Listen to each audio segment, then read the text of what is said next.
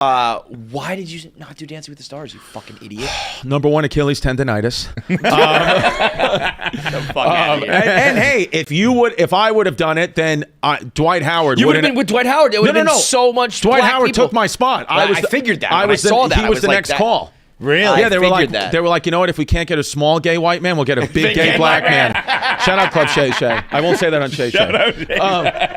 But I thought that, okay, two reasons. One, you have to be away. Like, in LA, I'm in New York. I was like, this is a long time to leave the kids. I don't want to do this. Oh, yeah, you probably would have won it. Yeah, that 100%. Are you kidding me? If I'm going to go in, I'm going to go in.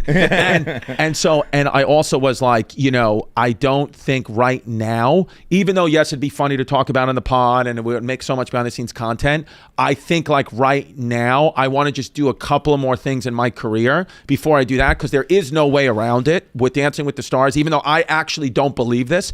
The public will be like, oh, I guess your career is going down if you're doing that. Right, so that's a stigma that I honestly do. But I was like, I don't want to deal with that yet. Let me do a couple of big things, like maybe what I'm doing next September in New York, and maybe my Hulu special, and maybe some other things that are in development at the moment, ATM. But then maybe I'll do it when those things happen or don't happen. There really is smart. no truth to that. There is no truth, but I think it's perception is reality. You know? But to be honest with you, if it was in New York, I probably would have done it. I'd be like, how cool is this? Yeah. But I don't want to go to LA and do that.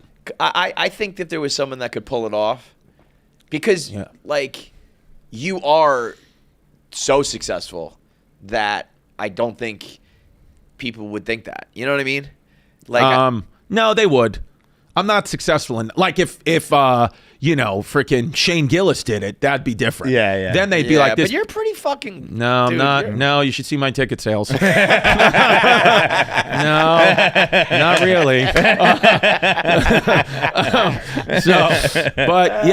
hey, it's a tough economy. One Instagram story post and everything's sold out. Yeah. What'd you say? It's not one Instagram story post and everything's all sold out. No, that was fucking in 2022. I literally was like, oh, dude, I'm doing arenas. Yeah. And then I was like, oh, it's just because everyone had surplus money from the pandemic, and now people are like, it's like the same DM. They're like, hey, I don't think it's that. I really don't. What do you think it is? Oversaturation? Yeah, I do think that there is a level of like, there's just so, and it's not that the product is lesser, because there's probably more funny comics than ever. Sure. But it's just like there used to only be a handful of guys that could do an arena. A lot. And there was a handful of people that were funny enough to really have a podcast.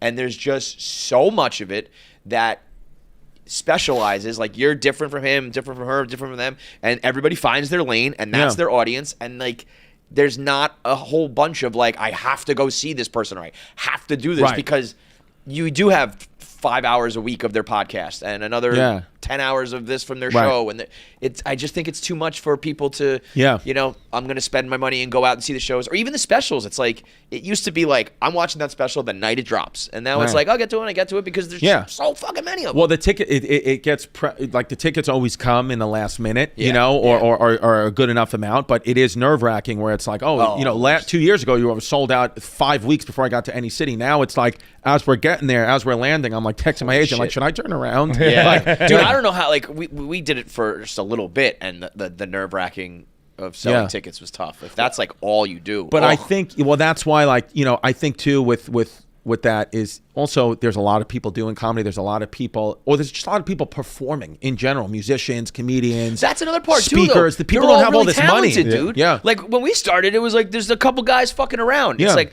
I don't blame you for going to listen to the behind the scenes story from the NBA and the fucking rappers who are telling all tales from the road. I love that. You know what I mean? It's like, we're just regular fucking dudes. Yeah. But that's why my friend at the Mets game, Pete, was right. I'm quitting. Bro. I'm becoming an electrician. It's are we gonna pick a fucking team and stick with it, Chris? No, listen to me. Are you just gonna ride whichever way the wind blows? Listen to me, just dude. Just for the love of the city. It's good for the city. Listen to me, dude. It's good for the city. Like I said, the billionaire. Just go with Cohen. Like I said on my Instagram post, New York first. I didn't forget. Did you? Never forget. I thought, here's the thing: here's my plan. I'll still be positive when the Mets win 3 in a row and do advance to the World Series, and then the Yankees will beat the Guardians because, I mean, this is the stupidest name in sports. So you will beat that team. And then they both go to the World Series. I will go to every single game, and I will sit there draped in the American flag, and I will sit in silence. And when either team scores a run, I'll just do like that Trump, like when he goes like, like that little hand motion. He goes, yep. You just give me the Rob Lowe Yeah, there I'll in do like that. the MLB hat. And that's what it is. Because at the end of the day, America wins. And, Yes. dude. Well, here's the truth, folks. No, here's the truth. The Coens like you. And that's, my And father. that's fine. Shout out Tampa Tony, who survived Hurricane Milton. The guy just sat there, dealt with it in a bathing suit and a rubber ducky, and just dealt with it. And he got one down tree and just sat with it. Was like, I'm not. He literally, exact quote. I said it in a stand-up bit, but it was generally word for it. He goes, I'm not leaving. He goes, I survived your mother. I can survive this. And I was like, shout out. And so Man, that ain't the truth. it's great. So he goes, but even we were talking the other day, and I was like, are you mad that, because he's from the Bronx, and he was like, you know what? He goes, at first I was like talking to my stepmom, his wife. He goes, and I was like, did I raise a son who's not loyal? He was like, that was like a big thing for me. He was like, I'm coming to the end of my life. Did I raise a not loyal son? And sometimes it just takes like a woman to like kind of like take us out of this. She was like, Tony, you raised him as a Yankee fan, but then he became friends with the owners of the New York Mets. It's like, if you were a Mets fan and then all of a sudden you, Tony, became friends with Steinbrenner, you would then become a Yankees fan. So she was like, but that's fine. But then you can't go back. I'm not, but it sounds like you're gonna. No. The only just be a Mets fan from now on. I don't subscribe though. I'm New York first. That's what it is. Just be a Mets fan. I am so gay what you're doing. It's so but lame. that's who I. But what haven't you been my friend for 10 years? You're not lame. You're gay, but you're not lame. That's what I'm saying. But so just fuck the Yankees, man. I can't do that though because I don't want to say fuck any New You York don't team. have to say that. Right. But just don't let me catch you in a fucking Yankees jersey in the Bronx anymore. Right. Go in the Bronx I can. No! Don't let me catch you ever again in a Yankees jersey. But how am I supposed to buy weed and not get beat up?